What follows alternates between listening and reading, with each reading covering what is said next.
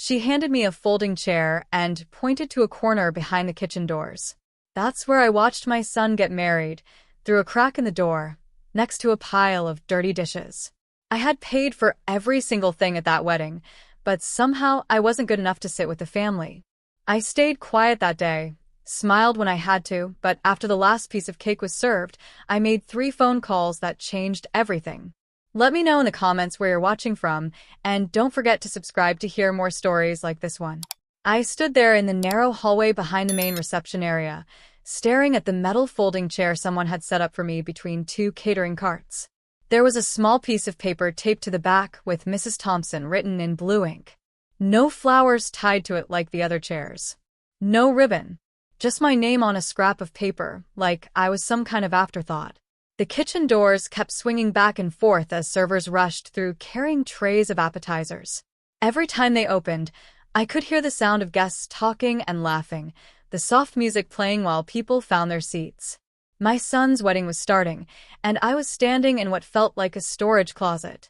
I adjusted my navy blue dress, the one I'd spent 2 weeks shopping for.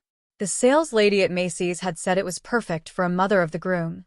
Elegant but not too flashy, sophisticated but not overdressed. I'd even gotten my nails done yesterday and spent an hour at the salon this morning making sure my hair looked just right. All for this moment. All to be here for Marcus on the most important day of his life. But apparently here meant hiding behind swinging doors where the wedding guests couldn't see me. A young server in a black uniform approached me, checking something on her clipboard. She looked maybe 19, with tired eyes and her hair pulled back in a tight ponytail. "You're Marcus's mother, right?" she asked. "Yes, that's me. The bride asked me to make sure you were comfortable back here. She said you specifically requested a quiet spot away from the crowd." The girl shifted uncomfortably, like she knew something wasn't right about this situation. I opened my mouth to correct her, then stopped. What was the point? Sophia had clearly told the staff I wanted to be hidden away, and now everyone would think this was my choice. That I was some kind of antisocial mother who couldn't handle being around people at her son's wedding. "Thank you," I managed to say. The girl nodded and hurried away, leaving me alone with my folding chair and the growing realization that I'd been deliberately placed where no one would see me. Through the small window in the kitchen door, I could see the main reception area filling up with guests. Sophia's family took up the entire front section. Her parents, her siblings, aunts, and uncles I'd met maybe twice in the past 2 years. My own family was scattered throughout the middle rows. My sister Janet with her husband, a few cousins, some friends from work who'd managed to get the day off. But the chair with my name on it wasn't with any of them. It was back here, hidden away like I was something to be ashamed of. The music changed, becoming more formal. Canon in D. I recognized it because Sophia and I had listened to different versions online 3 months ago when she was choosing ceremony music. She'd asked for my opinion then, back when she still pretended my input mattered. Before the guest list got finalized and my role became purely financial. I could hear shuffling as guests stood up for the processional. The kitchen door swung open again, and I caught a glimpse of Marcus standing at the altar next to Pastor Williams. He looked handsome in his black tuxedo, more grown-up than I'd ever seen him. His hair was combed perfectly, his shoulders straight. He was smiling that wide, genuine smile he used to get on Christmas morning when he was little. But he wasn't looking toward the kitchen. He wasn't looking for me at all. Sophia's bridesmaids started walking down the aisle in their pale pink dresses. I'd helped pay for those too, along with their bouquets and their hair and makeup. Sophia had said her parents were struggling financially and asked if I could help with some of the extras. Of course I'd said yes. I always said yes when it came to Marcus. Then came Sophia's mother, elegant in a silver dress that probably cost more than my monthly rent. She was escorted by Sophia's uncle, walking slowly so everyone could admire her. When she reached the front row, she turned and waved at the crowd like she was royalty. Several people took pictures of her. She beamed at the attention. Finally, Sophia appeared at the back of the aisle with her father. Even from my hidden spot behind the kitchen door, I could see how beautiful she looked. Her dress was stunning, white silk with delicate beading that caught the light as she moved. Her veil flowed behind her like something from a fairy tale. I'd contributed $3,000 toward that dress, money I'd saved from working overtime shifts at the hospital. She walked past my kitchen hideaway without even glancing in my direction. Her father looked proud, his chest puffed out as he escorted his daughter toward her future. This was his moment, his chance to give away his little girl. Never mind that I was the one who'd raised the man she was marrying. Never mind that I was the one who'd taught Marcus how to treat women with respect, how to be responsible, how to work hard for what he wanted. The ceremony began, and I pressed my face closer to the crack in the door, trying to hear over the sounds of the kitchen behind me. Pots clanging, timers beeping, someone calling out orders for the reception dinner. Pastor Williams was talking about love and commitment, about two families coming together to create something new. Two families. But apparently only one of them was visible enough to sit in the actual ceremony. I watched Marcus take Sophia's hands as they began their vows. He was speaking softly, words I couldn't quite make out over the kitchen noise. But I could see his face, see the way he was looking at her like she was the only person in the world. I remembered when he used to look at me that way, when he was small, and I was his whole universe. Before he grew up and decided I was just the person who paid for things. Sophia was crying happy tears as she said her vows. Her mother was crying too, dabbing at her eyes with a lace handkerchief. Her father stood tall and proud. This was their moment, their family celebration. And I was watching it through a gap in a door, like some kind of uninvited stranger. A server brought me a plate of food without my asking, chicken that looked dry, vegetables that had clearly been sitting under heat lamps, and a dinner roll that felt hard when I picked it up. I stared at it and realized I hadn't eaten anything since breakfast, but my stomach felt too twisted to try. "Everything okay back here?" the server asked. "Fine," I lied.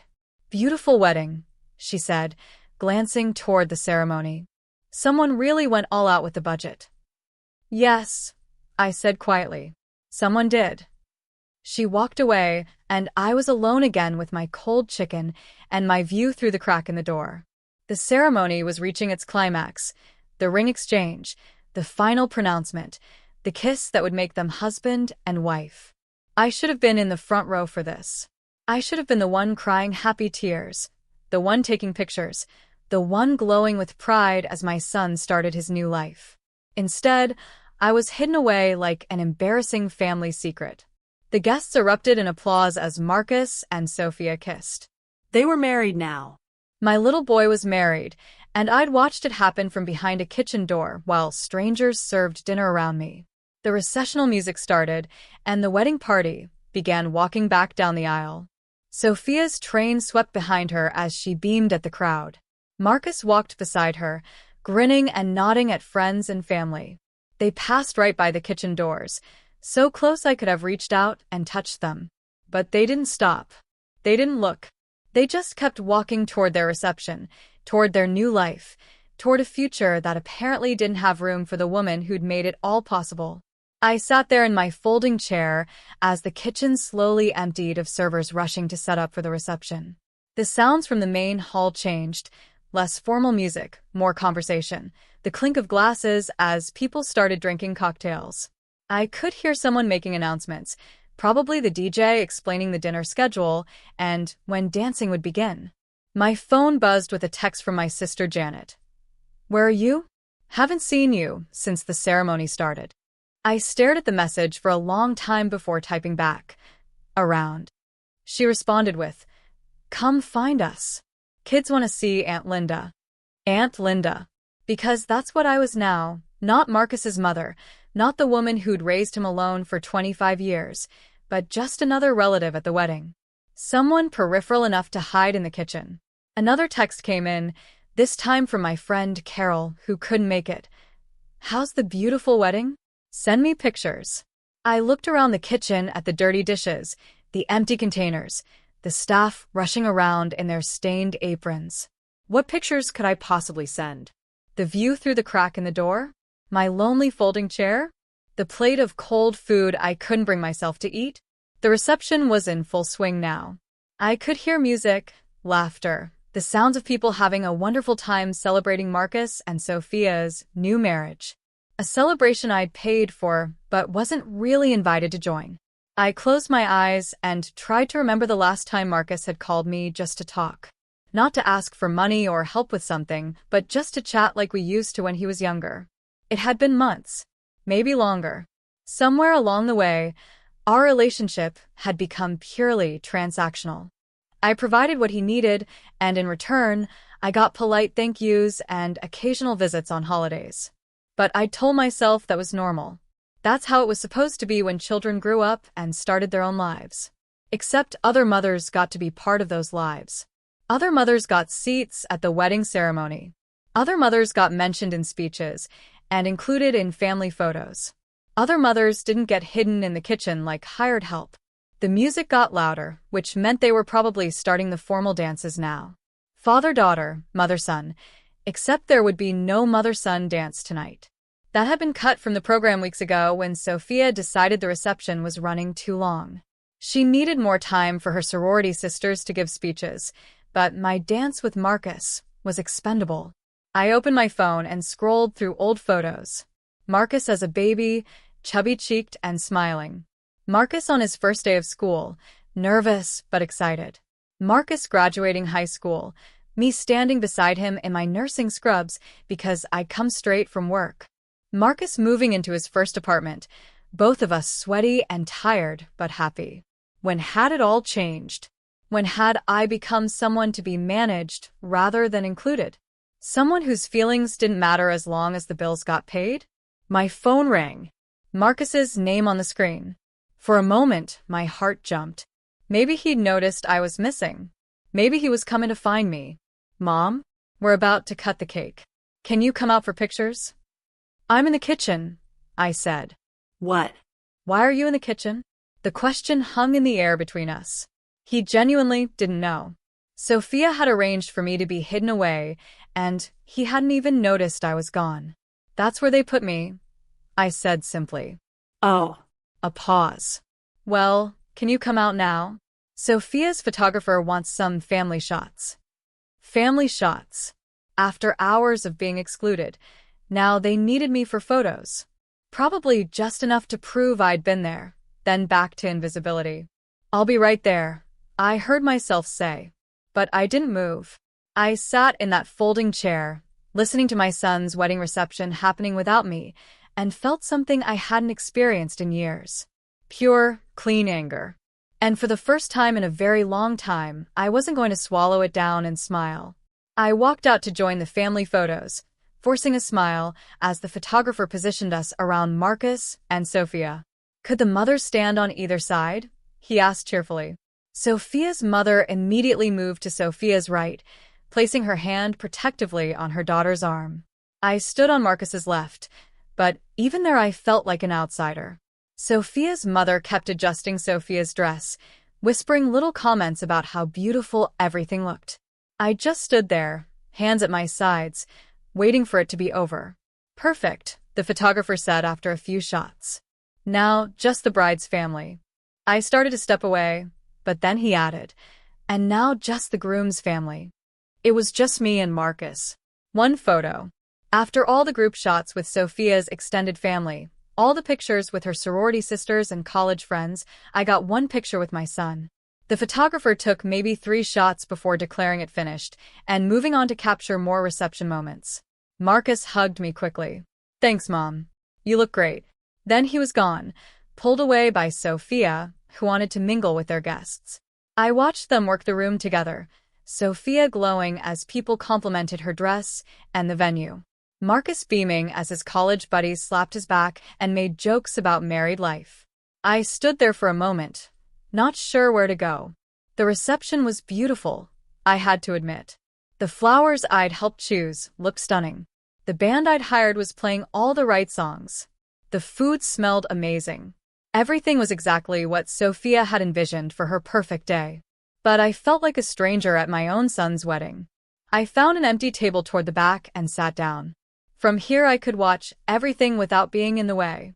Sophia's family dominated the front tables, laughing and taking pictures and making toasts. My sister Janet waved at me from across the room, but she was deep in conversation with her husband and didn't come over. The evening dragged on. I picked at my dinner while listening to speech after speech about how wonderful Marcus and Sophia were together. Sophia's maid of honor told a long story about their college adventures. Her father talked about watching his little girl grow into a beautiful woman. Her mother dabbed at her eyes while describing how proud she was. No one mentioned me. Not once. It was like Marcus had appeared fully grown, ready for marriage, without anyone raising him or sacrificing for him or staying up nights worrying about his future. I excused myself and went to the bathroom, where I stared at my reflection in the mirror. I looked tired, older than my 58 years. When had the lines around my eyes gotten so deep? When had my hair gotten so gray? I'd been so focused on taking care of everyone else that I'd stopped taking care of myself. Back at the reception, the dancing had started. Marcus and Sophia swayed to their first dance while everyone watched and smiled. They looked happy together, I couldn't deny that. But watching them, I felt a strange sadness. Not just because I'd been excluded from the celebration, but because I realized I barely knew the man my son had become. When had we stopped really talking? When had our conversations become just surface-level updates about work and weather? I used to know everything about Marcus, his dreams, his fears, his favorite movies, what made him laugh. Now I knew he was getting married, and that was about it. The night finally ended around midnight. I helped carry some gifts to Sophia's parents' car, making small talk with relatives I barely knew. Marcus hugged me goodbye in the parking lot. "Thanks for everything, Mom," he said. "For all of it. I know you did a lot to make this happen." It was the first time all day he'd acknowledged my contribution. But it felt hollow somehow, like he was checking off a box rather than expressing genuine gratitude. I drove home to my empty house and sat in my kitchen still wearing my navy dress. The silence felt overwhelming after the noise and chaos of the reception. I made a cup of tea and tried to process everything that had happened. That's when I decided to look at the wedding expenses. I'd kept detailed records of everything, partly because I'm naturally organized and partly because the costs had gotten so out of hand that I needed to track where the money was going. I pulled out my laptop and opened the spreadsheet I'd been maintaining for the past year. The numbers made my stomach turn. Venue rental, $8,000. Catering, $12,000. Flowers, $3,500.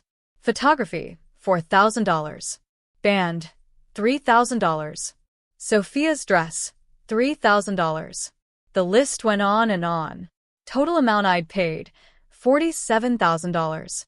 Amount Sophia's family had contributed, $0. I stared at the screen, feeling sick. $47,000.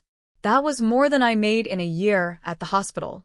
I'd used my entire savings account, taken a loan against my 401k, and picked up extra shifts for 6 months to cover everything. And for what? To be hidden in the kitchen, while Sophia's family got all the credit? But then I noticed something that made my blood run cold. There were charges on my credit card that I didn't remember making. Recent charges from just a few days before the wedding. I grabbed my purse and pulled out my wallet, checking my credit card statement online. There it was, $1,200 at an upscale spa, charged 3 days ago. Another $800 at a fancy restaurant, same day. I definitely hadn't been to either place. I called the credit card company, my hands shaking as I dialed. "Can you tell me the location of these charges?" I asked the customer service representative. The spa charge was in downtown, near the financial district. The restaurant charge was at Romano's, also downtown. My heart sank. I knew exactly what this was. Sophia had taken my credit card information to handle some of the wedding payments, and apparently she decided to treat herself and her bridesmaids to a pre-wedding spa day and fancy dinner. On my dime. I hung up and sat staring at my laptop screen. The numbers seemed to blur together as I realized the full scope of what had happened. Not only had I paid for an entire wedding where I was treated like an unwanted guest, but the bride had stolen from me to fund her celebration. I thought about calling Marcus, but what would I say? That his new wife was a thief? That would just make me look petty and jealous. He'd probably defend her, say it was just a misunderstanding. Instead, I did something I'd never done before. I started researching my options. I spent the next hour reading about credit card fraud, about wedding vendor contracts, about what rights I had as someone who'd paid for services that hadn't been delivered as promised. Because that's what this felt like. I'd paid for a wedding where I would be treated like family, but instead I'd been treated like a stranger. By 3 in the morning, I'd made my decision. I was going to take back control. I started with the florist. The contract said they were delivering arrangements for a Sunday brunch the day after the wedding, centerpieces and decorative pieces for Sophia's family's house, where they were hosting an informal gathering for out-of-town guests. I called and left a voicemail. "This is Linda Thompson. I need to cancel the Sunday delivery for the Rodriguez wedding. Please don't process any additional charges to my card." Next was the band. They were supposed to play for 2 hours at the Sunday brunch as well. Another voicemail. "This is Linda Thompson regarding the Rodriguez wedding. Please cancel Sunday's performance. Do not process the final payment." Finally, the caterer. They were handling the Sunday brunch entirely, food, service, everything. "This is Linda Thompson. I'm canceling the catering order for tomorrow's brunch. Please remove all charges from my credit card immediately." When I finished making the calls, I felt something I hadn't experienced in years. Relief. For the first time in months, I'd done something for myself instead of for everyone else. I knew there would be consequences. Marcus would be angry. Sophia would be furious. Her family would probably think I was vindictive and petty. But I didn't care anymore. I was tired of being taken advantage of. Tired of being invisible. Tired of paying for other people's happiness, while my own didn't seem to matter. I went to bed as the sun was coming up, still wearing my navy dress. For the first time in months, I slept deeply. I woke up around noon to my phone, ringing constantly. 12 missed calls from Marcus. 6 from Sophia. 3 from my sister Janet. 17 text messages, each one more frantic than the last. "Mom, what did you do? The flowers never showed up. The band is saying you canceled? What's going on? Linda, people are asking questions. Call me back." I made coffee and sat at my kitchen table, reading through all the messages. Then I turned off my phone and went for a walk around my neighborhood. It was a beautiful Sunday afternoon. Families were having barbecues in their backyards. Kids were riding bikes on the sidewalks. Life was going on normally for everyone else while my family's world was probably falling apart. But I felt strangely calm. For the first time in years, I'd stood up for myself. I'd said no. I'd refused to be taken advantage of. When I got home, I turned my phone back on. 23 new messages waited for me. The most recent one was from Marcus. "Mom, we need to talk. I'm coming over." I looked around my house, the same house where I'd raised him alone, where I'd helped him with homework every night, where I'd celebrated every achievement and comforted him through every disappointment, where I'd sacrificed everything to give him the best life I could. And now he was coming here to yell at me for finally standing up for myself. I poured another cup of coffee and waited. When he arrived, I was going to tell him exactly what I thought about being hidden in the kitchen at my own son's wedding, about being stolen from by his new wife, about being treated like my only value was my bank account. For the first time in decades, I was going to speak my mind. The doorbell rang 30 minutes later. I took a deep breath, smoothed my hair, and went to answer it. Marcus stood on my front porch, still wearing clothes from the night before, his hair messy and his eyes angry.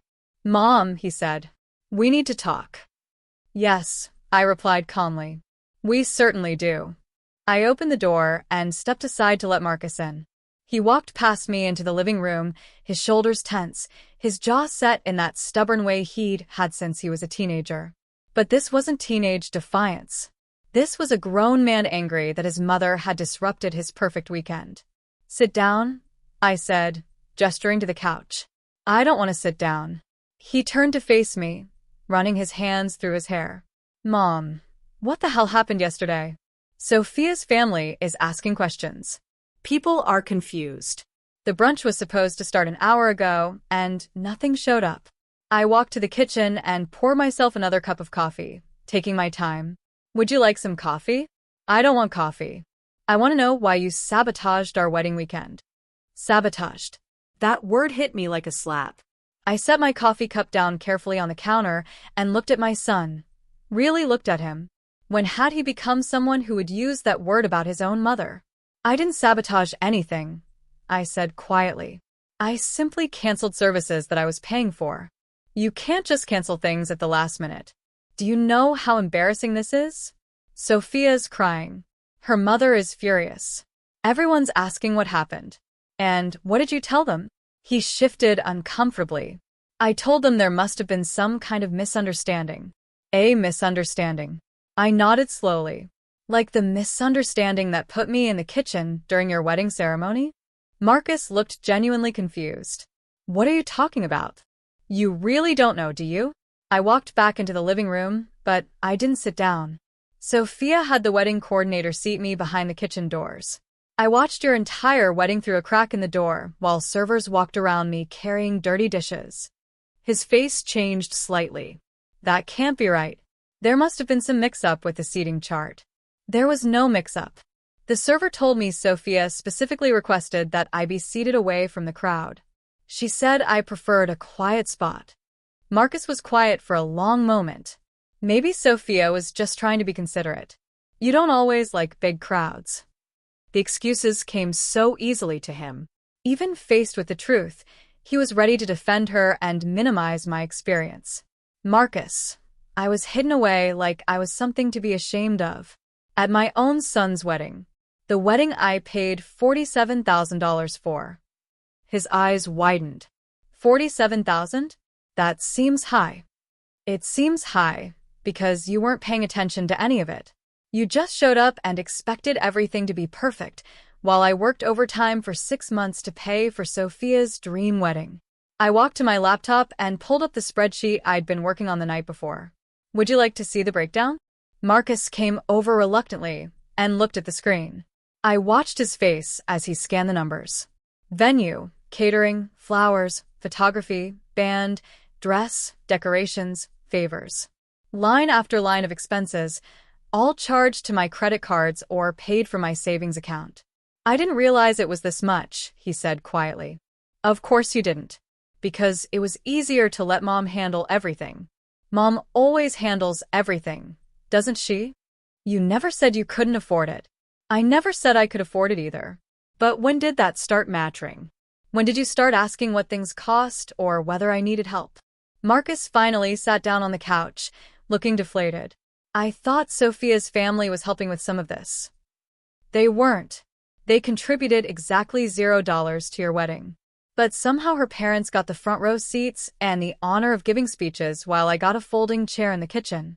Mom, I'm sorry. I really didn't know about the seating thing. If I had known, what would you have done? Would you have said something to Sophia? Would you have insisted I be moved to the family section where I belonged? He was quiet. Or would you have asked me to just go along with it because you didn't want to cause drama on your wedding day? More silence. I pulled out my credit card statement and showed him the unauthorized charges. And then there's this.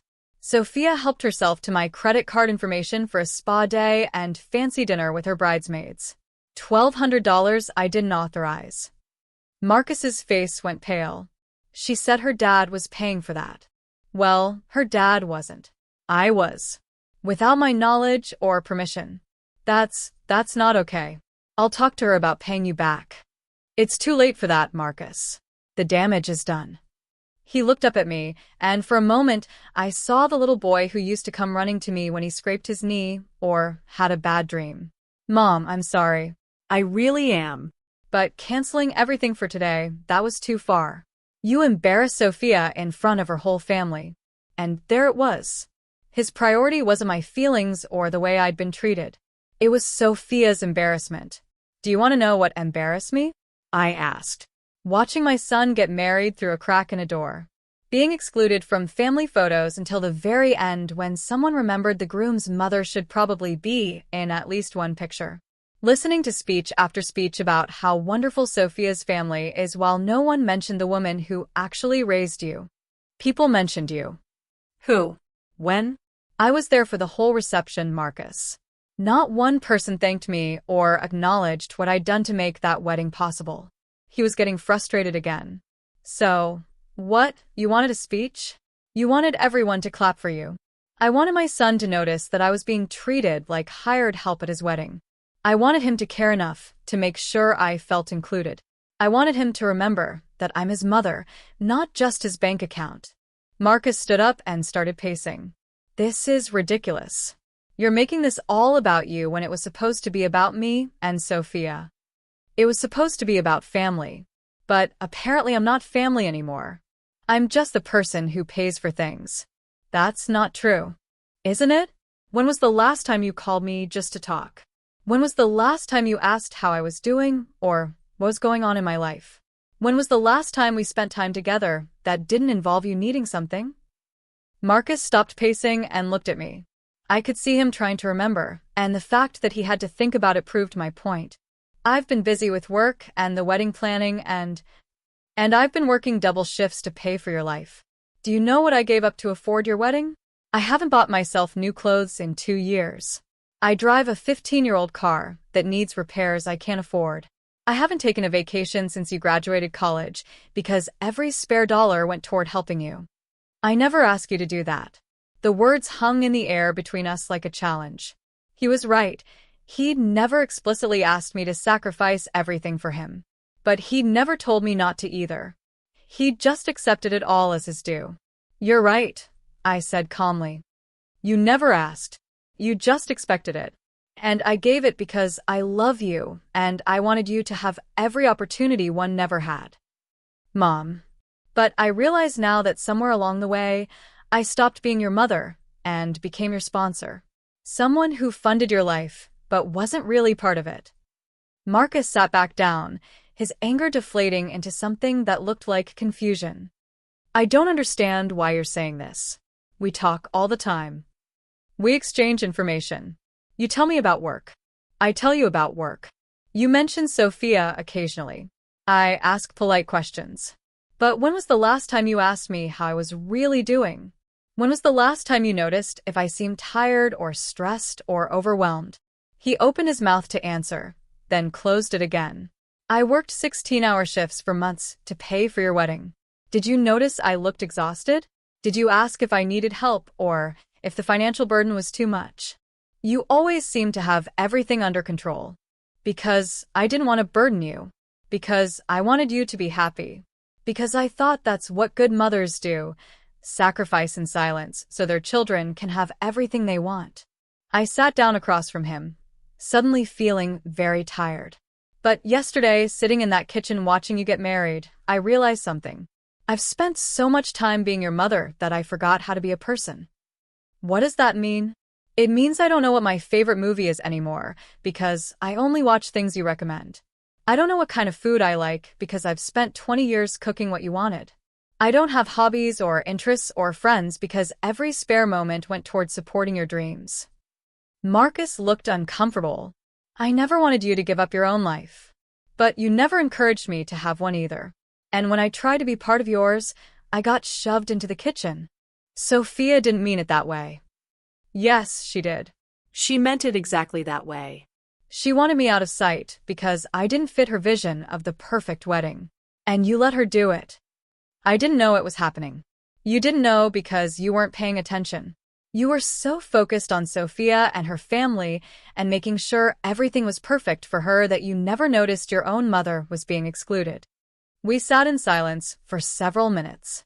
I could hear the clock ticking on the mantel, the neighbor's dog barking outside, the distant sound of someone mowing their lawn.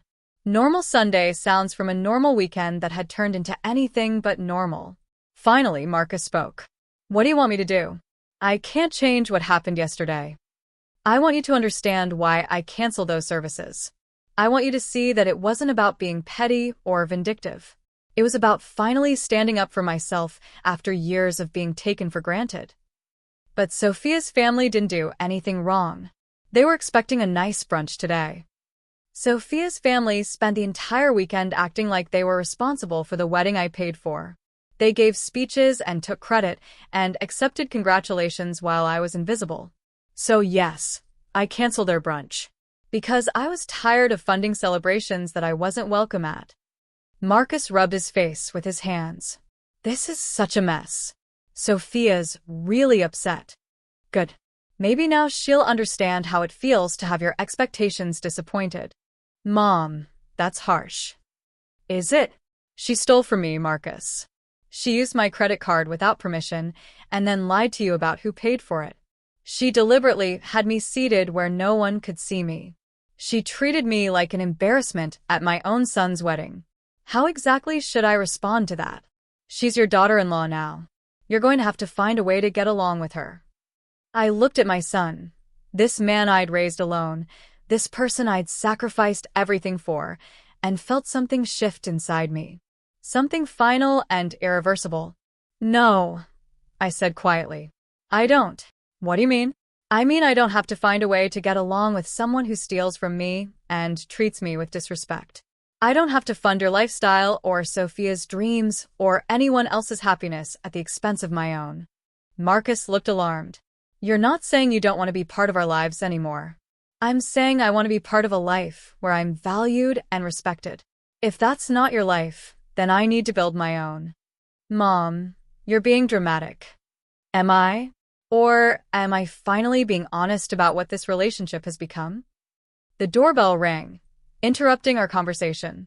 Through the front window, I could see Sophia standing on my porch, still in the casual dress she'd probably planned to wear to the brunch that wasn't happening. That's Sophia, Marcus said, standing up. I can see that. She wants to talk to you, to apologize. I looked at my son, at this man who still believed that apologies could fix theft and humiliation and years of being taken for granted. Let her in, I said. Let's hear what she has to say. But I already knew that whatever she said wouldn't change anything. The damage was done. The relationship was broken. And for the first time in my life, I wasn't going to be the one to fix it. Marcus opened the door and Sophia walked in, her eyes red from crying. She looked smaller somehow, less confident than she had yesterday in her wedding dress. But even upset, she carried herself with that entitled posture I'd grown to recognize over the past 2 years. Mrs. Thompson, she began, her voice shaky. I need to talk to you about today. Sit down, I said, gesturing to the chair across from me. Marcus sat back down on the couch, looking like he wanted to be anywhere else. Sophia perched on the edge of the chair, clutching her purse.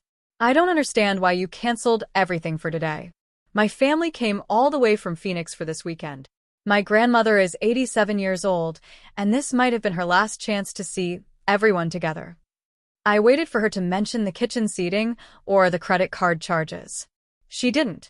Your grandmother seemed to enjoy herself plenty at the wedding reception, I said calmly. But today was supposed to be special too.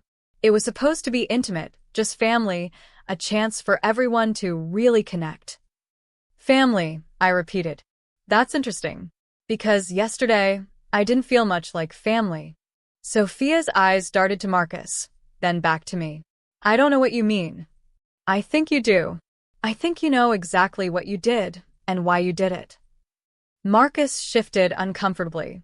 Sophia, Mom told me about the seating arrangement yesterday. About you having her put in the kitchen area. Sophia's face flushed slightly, but she lifted her chin. That wasn't about excluding anyone. We just had a very specific vision for the ceremony photos, and we needed to make sure everything looked cohesive. Cohesive. I let the word hang in the air.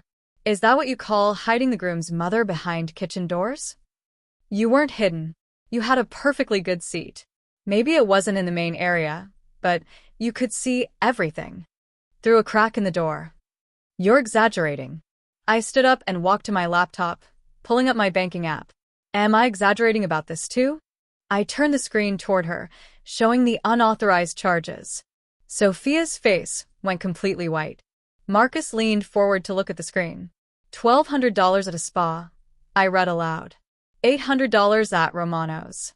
Both charged to my credit card 3 days before the wedding. Both without my permission. That was a mistake. I thought Marcus had cleared that with you.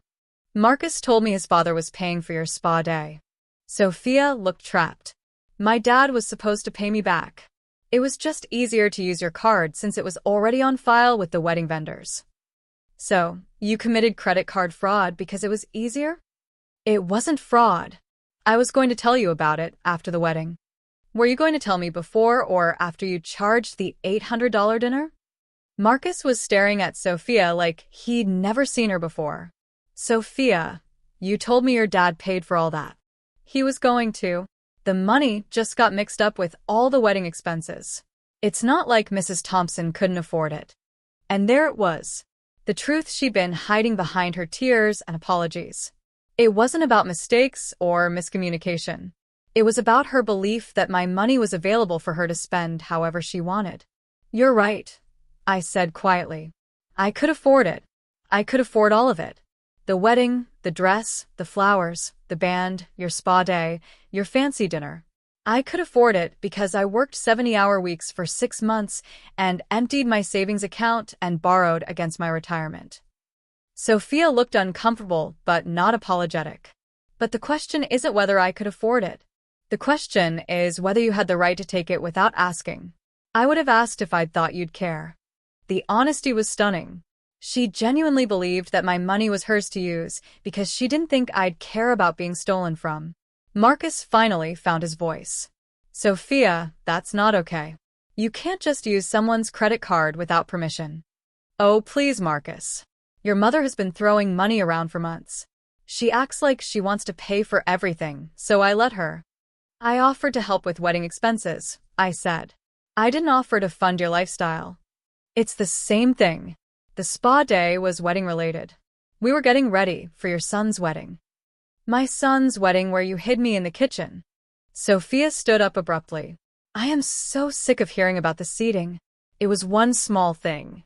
You're acting like I ruined your entire life over a chair. You're right.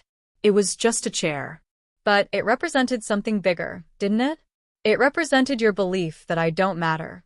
That I'm just a checkbook with legs. That's not true. Isn't it? Tell me one conversation we've had in the past 2 years that wasn't about money or wedding planning.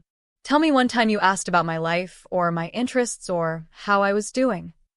Sophia opened her mouth, then closed it. You can't because it never happened.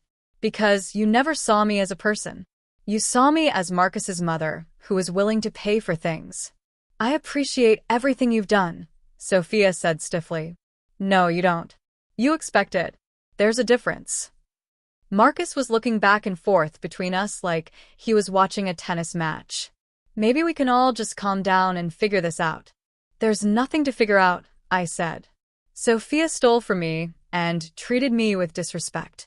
I responded by taking back control of my own money.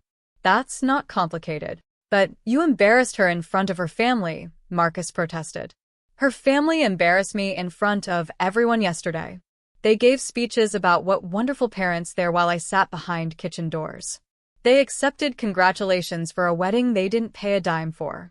They acted like they were responsible for your happiness when I'm the one who raised you. Sophia crossed her arms. Maybe if you hadn't been so pushy about everything, we would have included you more. Pushy? I was pushy for offering to help pay for your wedding. You made everything about money. Every conversation, every decision, it was always about how much you were spending and how generous you were being. I stared at her. I made it about money because you made everything expensive. Every time I suggested something affordable, you had a better idea that cost 3 times as much. The venue wasn't good enough, so we upgraded. The flowers weren't elaborate enough, so we added more arrangements. The band wasn't prestigious enough, so we hired a more expensive one. Every single thing had to be elevated and sophisticated and perfect. I wanted my wedding to be special. And I wanted it to be special too. That's why I paid for all of it. But apparently wanting to be included in the wedding I funded made me pushy. Marcus stood up. Okay, everyone needs to calm down. No, I said firmly.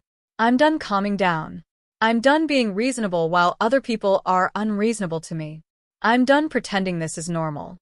I walked to the closet and pulled out a large shopping bag I'd prepared that morning. Sophia, these are for you. She looked suspicious. What is it? Receipts. Every single receipt from your wedding. The venue, the catering, the flowers, the dress, everything. $47,000 worth of receipts.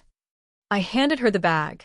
I want you to take these home and add up every penny I spent on your perfect day.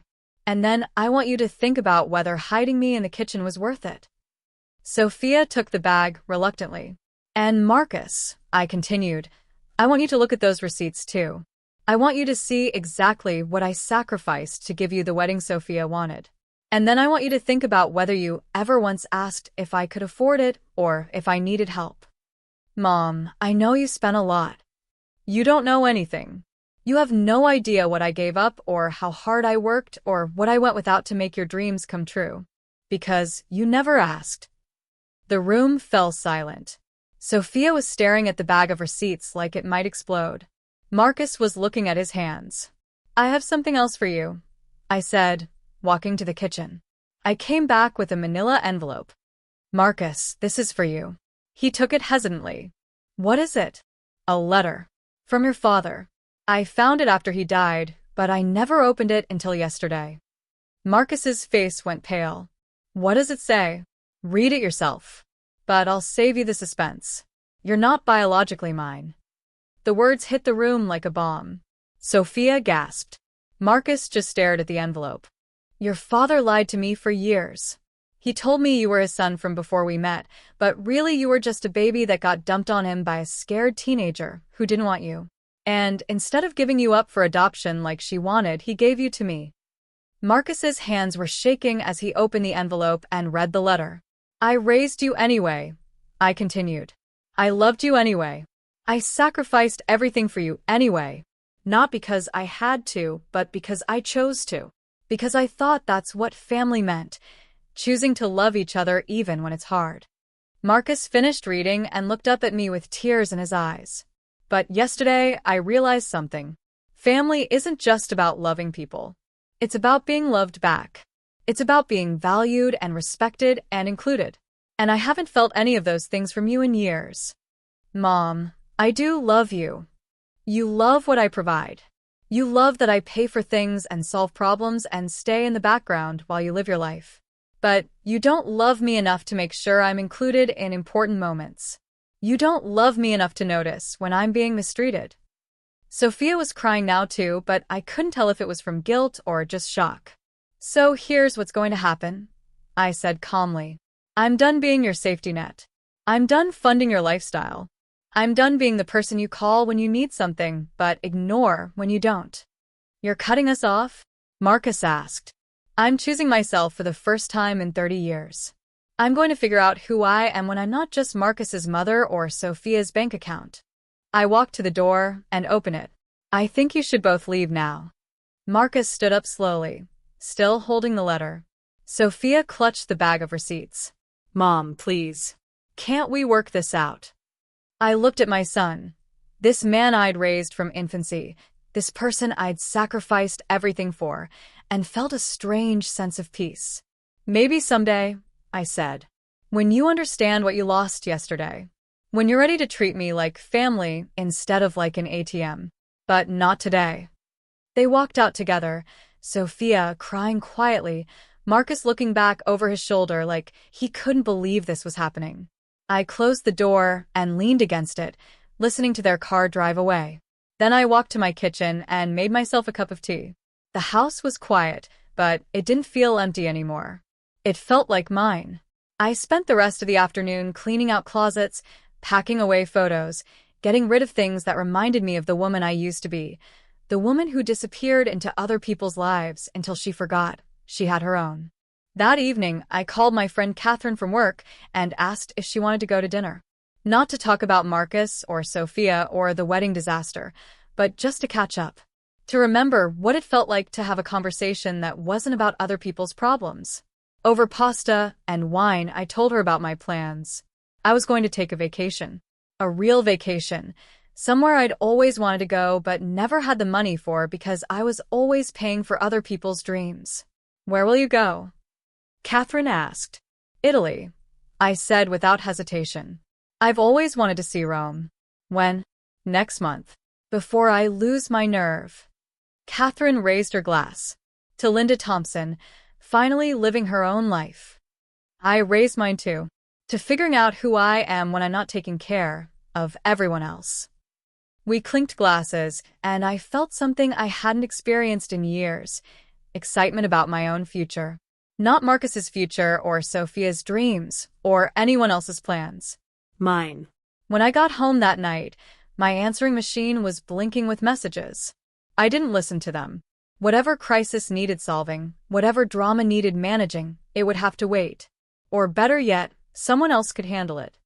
I was done being the solution to everyone else's problems. I was ready to start being the main character in my own story. And that story was just beginning.